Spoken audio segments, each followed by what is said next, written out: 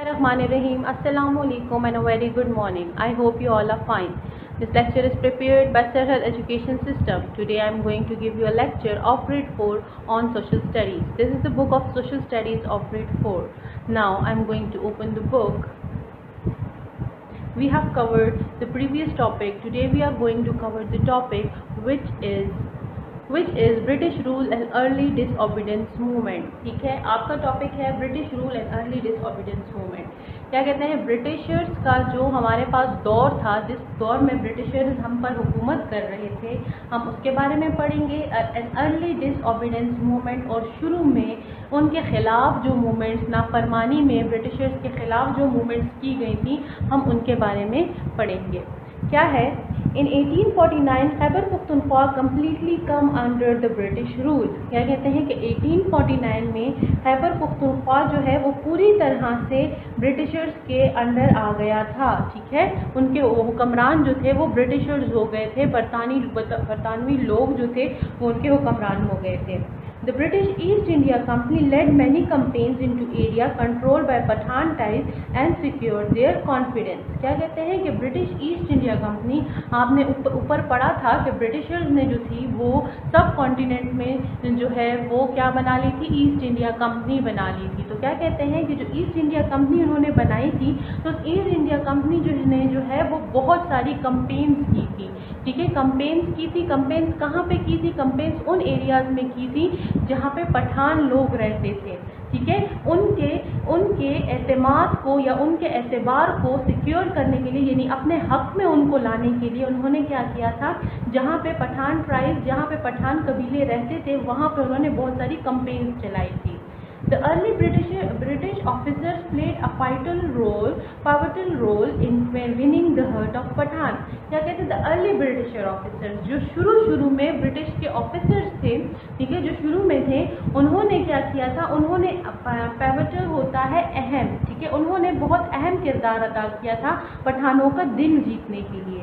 So strong was the relationship between the British and Pathan that during the Indian Revolution of 1857, many people in Peshawar and surrounding areas supported the British, while the rest of India was revolutionary। क्या कहते हैं कि पठानों और Britishers के खिलाफ इतना मजबूत रिश्ता बन गया था कि वो लोग जो थे वो आपस में ही रहते थे। ठीक है, और एक दूसरे को बहुत ज़्यादा सपोर्ट करते थे, और बहुत सारे पीपल जो थे जो पेशावर में रहते थे या उसके इर्द गिर्द के इलाकों में रहते थे, वो ब्रिटिशर्स को बहुत ज़्यादा सपोर्ट करते थे, और जो बाकी इंडिया था वो उनके बहुत ज़्यादा खिलाफ था। ठीक है, बाकी इंडिया के जो लोग थे वो उनके बहुत ज़्यादा खिलाफ थे, सिवाय हमारे पास जो है वो पठानों के। अगला टॉपिक आपके पास है वजीरिस्तान मूवमेंट। वजीरिस्तान मूवमेंट हमारे पास क्या है, अब हम ये पढ़ेंगे। Waziristan, however, proved to be a problematic area for the British, just as it had for the Mughals। क्या कहते हैं कि वजीरिस्तान जो है जिस तरह से प्रॉब्लमेटिक का मतलब है जिसमें मसाइल बहुत ज़्यादा होते हैं। ठीक है, तो क्या कहते हैं कि वजीरिस्तान जो है जिस तरह मुग़ल के लोगों के लिए एक मसाइल का भरा हुआ इलाका साबित हो रहा था, उसी तरह से ये ब्रिटिशर्स के लिए भी हुआ। For almost every campaign they led into these tribes, the British suffered from many casualties। क्या कहते हैं कि ब्रिटिशर्स ने वजीरिस्तान के एरिया में जितनी भी कंपेन्स चलाई, क्या हुआ, वहाँ पे ब्रिटिशर्स की कैजुअल्टी कहते हैं हलाकतों को, वहाँ पे ब्रिटिशर्स की बहुत ज़्यादा हलाकतें हुई। Mirza Ali Khan, a wazir from Waziristan, organized a civil disobedience movement against the Britisher in 1939। कहते हैं मिर्ज़ा अली ख़ान जो कि वज़ीरिस्तान का वज़ीर था, उसने ब्रिटिशर्स के ख़िलाफ़ 1939 में बहुत सारी नाफरमानी की मूवमेंट्स चलाई, यानी हम इनके नाफरमान हैं, हम इनकी बात नहीं मानेंगे या हम इनका साथ नहीं देंगे, तो उसने इनके ख़िलाफ़ बहुत सारी मूवमेंट्स चलाई। The Khilafat and Hijrat movement also took place in the region in 1919 to 20 but was not successful। कहते हैं खिलाफत मूवमेंट और हिजरत मूवमेंट ये भी जो है ये 1919 से लेकर 1920 तक जो है वो वजीरिस्तान में चलाई गई, लेकिन वो सक्सेसफुल ना हुई, वो कामयाब ना हुई। अब हम आ जाते हैं ड्यूरेंट लाइन की तरफ कि ड्यूरेंट लाइन हमारे पास क्या होता है। Till the late 19th century there was no formal border between Afghanistan and Khyber Pakhtunkhwa. क्या कहते हैं कि 19th सेंचुरी तक, ठीक है, फॉर्मल का मतलब है रस्मी, क्या कहते हैं रस्मी का मतलब है एक खास जिधर वहाँ आपको पता हो कि हाँ यहाँ पे बॉर्डर है, तो क्या कहते हैं कि 19th सेंचुरी तक जो है अफगानिस्तान और खैबर पख्तूनख्वा के दरमियान में कोई भी रस्मी बॉर्डर नहीं था, which was part of British India, जो ब्रिटिश इंडिया का पार्ट था। इन 1893 after 2 wars Sir Mortimer Durrant and Abdul Rahman Khan, the Amir of Afghanistan, agreed upon an international border that came to know as the Durrant Line। क्या कहते हैं कि 1893 में 2 जंगों के बाद सर मोर्टिमर दुरंत और अब्दुल रहमान खान, ठीक है, जो कि अफगानिस्तान का अमीर था, वो इस बात पे एग्री हुआ कि हम इधर एक बॉर्डर बनाएंगे, इंटरनेशनल बॉर्डर वो कहलाएगा, ठीक है, और उसका नाम हम जो है वो ड्यूरेंट लाइन रखेंगे। It now separate the Pakistan region of Balochistan, Khyber Pakhtunkhwa and FATA from Afghanistan। कहते हैं कि जब ड्यूरेंट लाइन जो है वो बन गई तो उसके बनने के बाद क्या हुआ कि बलोचिस्तान, खैबर पख्तूनख्वा, फाटा, ये सब जो है ये अफ़गानिस्तान से अलग हो गए, यानी अफ़गानिस्तान एक अलग एरिया कंसिडर किया जाने लगा और ये जो और प्रोविंसेस हैं हमारे, ये एक अलग एरिया कंसिडर किए जाने लगे। In region of Balochistan, Khyber Pakhtunkhwa and FATA, अच्छा, In 1901, Khyber Pakhtunkhwa was given the status of Chief Commissioner Province। क्या कहते हैं 1901 में खैबर पख्तूनख्वा को जो है वो एक चीफ के तौर पे चीफ कमिश्नर प्रोविंस का नाम जो है वो दिया गया, उसको एक चीफ माना गया। फिर क्या है खुदाई खिदमतगार मूवमेंट, खुदाई खिदमतगार मूवमेंट, इसमें क्या है another popular freedom movement was launch by Abdul Ghaffar Khan, also known as Bacha Khan, and his brother doctor Khan Sahib in 1929। क्या कहते हैं एक दूसरी मशहूर मूवमेंट जो है वो लॉन्च की गई, कहाँ किसने लॉन्च की? अब्दुल गफ्फार खान, जिसको हम बादशाह खान भी कहते हैं, और उसका भाई डॉक्टर खान साहब, ठीक है, अब्दुल गफ्फार खान और उसके भाई डॉक्टर खान साहब ने जो है 1929 में एक मूवमेंट चलाई जिसको खुदाई खिदमतगार मूवमेंट कहा जाता था। It was a non violent movement and their follower was known as Khudai Khidmatgar और सर्वेंट्स ऑफ गॉड। क्या कहते हैं कि ये मूवमेंट जो थी ये वॉयलेंट का मतलब है तशद्दुद करने वाली, तो कहते हैं कि it was a non violent movement, ये तशद्दुद करने वाली मूवमेंट नहीं थी, और उनके जो फॉलोअर्स थे यानी जो उसको फॉलो कर रहे थे उनको खुदाई खिदमतगार या सर्वेंट ऑफ गॉड या अल्लाह ताला का सर्वेंट कहा जा रहा था, या खुदाई खिदमतगार जो है उनको कहा जा रहा था। They had arranged a big procession on 23rd April 1930 in Peshawar city। Procession कहते हैं जुलूस को। क्या कहते हैं कि उन्होंने एक बहुत बड़ा जुलूस 23 अप्रैल 1930 में पेशावर में जो है वो चलाया। When the procession reached किसाखानी बाजार, the English administration opened fire, resulting in शहादत of hundred of people। क्या कहते हैं कि जब वो जुलूस जो है किसाखानी बाजार में पहुंचा तो जो इंग्लिश एडमिनिस्ट्रेशन थी, जो इंग्लिश की हुकूमत थी, उन्होंने क्या किया? ओपन फायर, यानी उन पे फायरिंग करना स्टार्ट कर दी। जब उन्होंने उन पे फायर करना स्टार्ट कर दी तो उसके रिजल्ट में बहुत सारे लोग जो हैं वो शहीद हो गए। In 1935 Khyber Pakhtunkhwa was given the status of province, और 1935 में जो है खैबर पख्तूनख्वा को एक अलग प्रोविंस का स्टेटस दिया गया।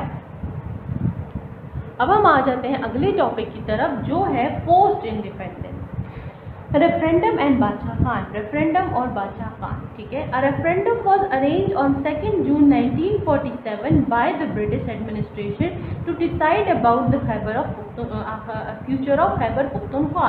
क्या कहते हैं एक रेफरेंडम अरेंज किया गया 2 जून 1947 में। वो किसने अरेंज किया? ब्रिटिश एडमिनिस्ट्रेशन ने अरेंज किया। क्यों अरेंज किया? खैबर पख्तूनख्वा के फ्यूचर को जानने के लिए कि इसका आगे फ्यूचर क्या होगा, मतलब ये आगे क्या करेगा, ठीक है। The people of the province decided to join Pakistan in the referendum and Khyber Pakhtunkhwa become a part of Pakistan, ठीक है। The people of province के लोगों ने क्या डिसाइड किया कि वो पाकिस्तान को ज्वाइन करेंगे, ठीक है, यानी वो पाकिस्तान के साथ मिलके रहेंगे in the referendum and Khyber Pakhtunkhwa become a part of Pakistan, और खैबर पुख्तनख्वा जो है वो पाकिस्तान का एक हिस्सा बन गया। Despite boycotting the polls, Abdul Ghaffar Khan, who had been against the partition of India, also decided to give, क्या कहते हैं, अब्दुल गफ्फार खान जो कि इंडिया के पार्टीशन के खिलाफ था, उसने क्या डिसाइड किया?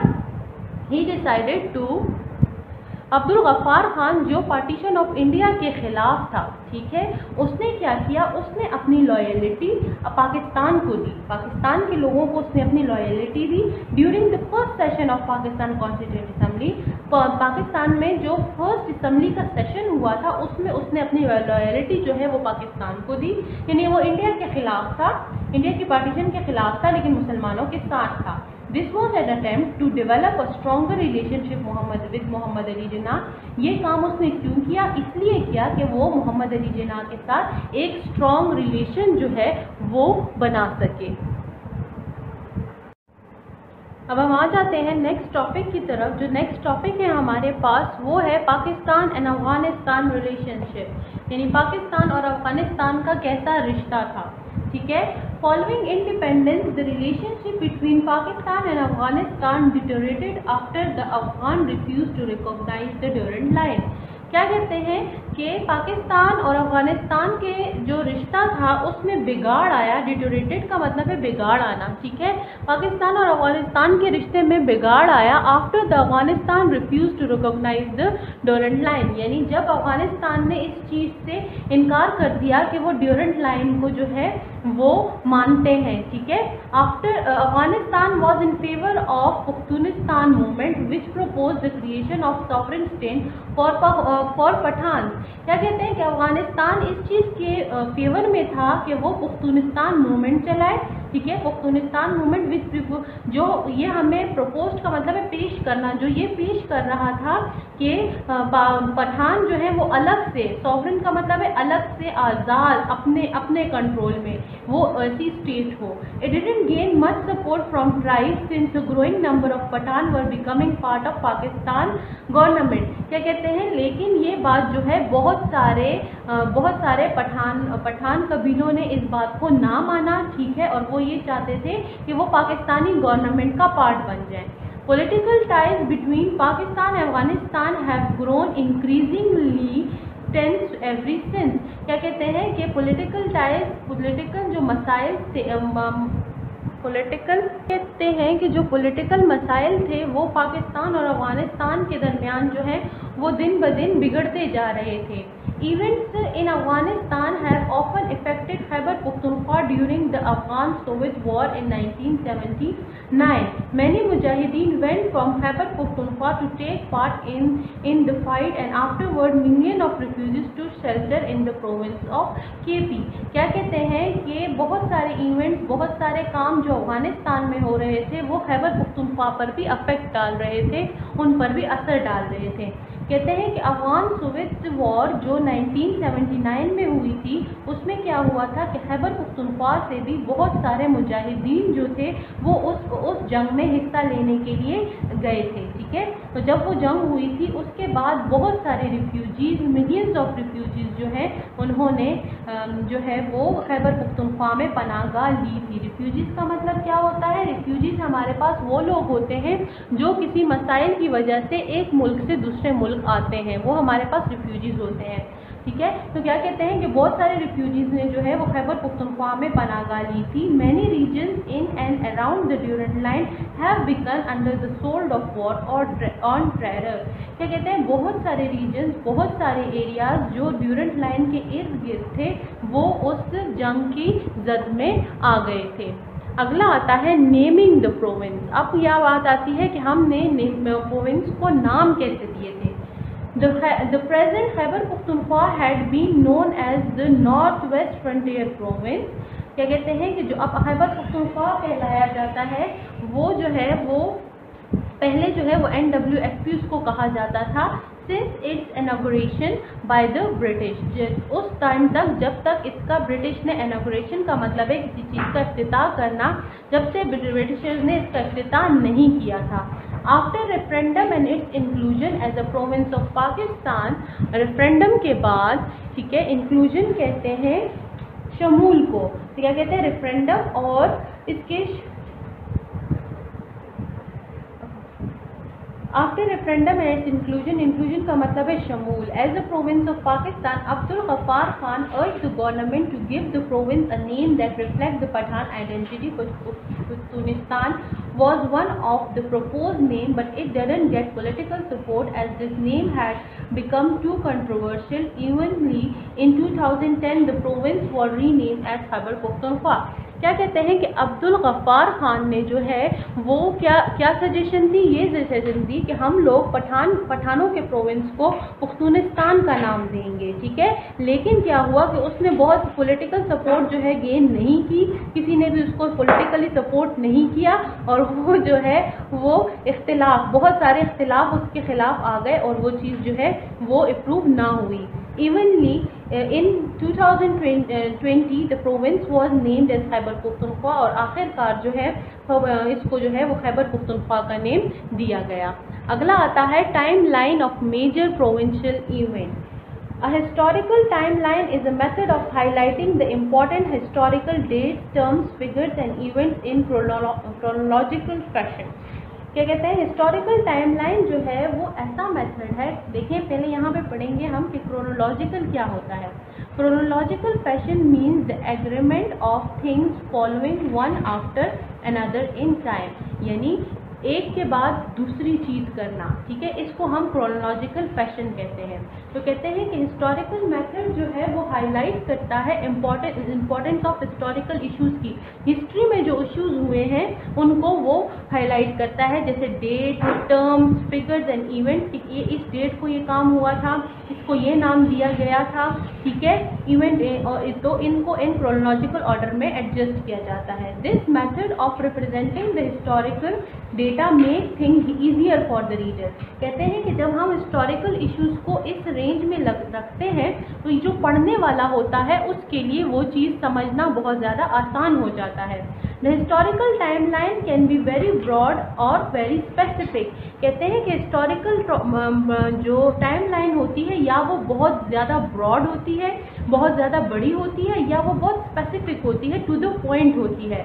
For example a massive and broad historical timeline may deal with the whole of human history, marking the important dates and eras, while the specific timeline may deal with just a few years, such as World War II between 1939 to 1941, and some timeline might related to many political events. क्या कहते हैं कि जो हमारे पास timeline, लंबी timeline होती है, full history होती है, तो उसमें सदियाँ, इराज कहते हैं सदियों को, कहते हैं बहुत सारी सदियों के बारे में बताया जाता है.